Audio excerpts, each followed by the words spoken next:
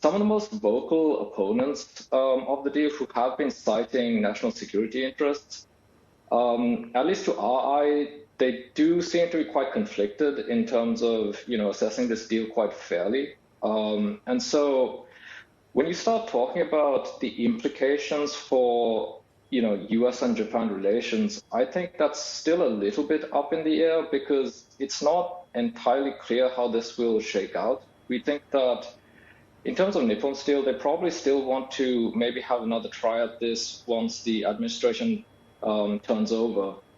Potentially there might be some legal action, but their plan from the start appears to have been to focus increasingly on trying to win over actual US steel workers.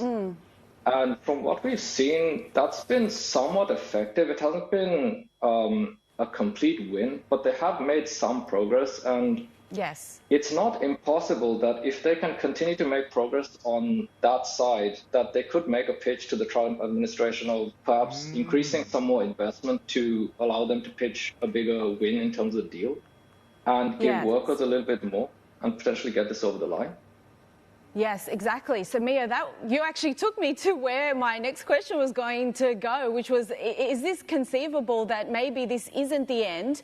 And, we've only got a couple more weeks until Donald Trump will be inaugurated, that he might be able to then come out and say, well, I've negotiated it better and come up with a better result here.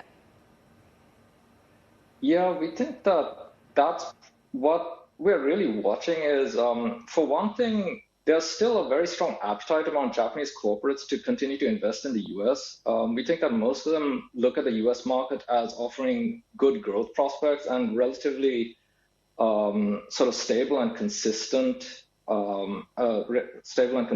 environment. These sorts of decisions kind of damage that to a certain extent, but at the same time, we think people recognize that there's a bit of politics and sort of showmanship at play here. So what really matters is what happens in the end. And therefore, for Nippon Steel, we think, what they do need to do is provide the Trump administration some sort of pitch with regard to, increasing investment, engaging more with workers and trying to make them happy.